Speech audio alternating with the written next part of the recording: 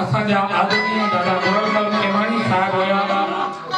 सिंधियत जे लाइ ॾाढो उन्हनि कोशिशूं कयूं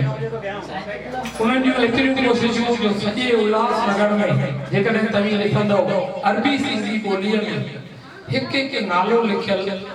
सो संदन हिन जो ॾाढो साहिबु असांजे भाउ सुरेश लाल जेके साउंड ते वेठा आहिनि उन्हनि जा पिता साहिब ॾाकण पंहिंजे कुले ते खणी करे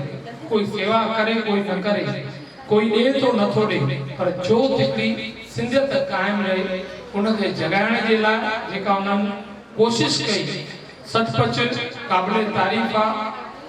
पर बदकिस्मती इहा आहे जो असीं उन्हनि जे इन्हनि कयल योगदान खे असीं भुलिजी था वञूं पर ॾाढी ख़ुशीअ जी ॻाल्हि आहे उन्हनि जो सुपात्र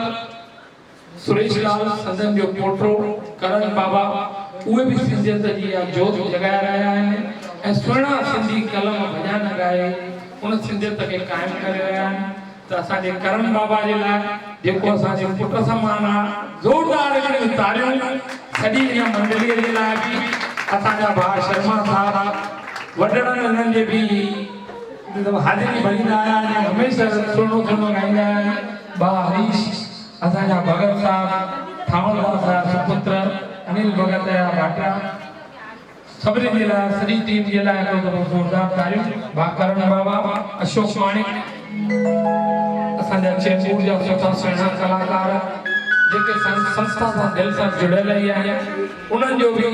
दिली भावना सां स्वागत आहे ऐं करण बाबा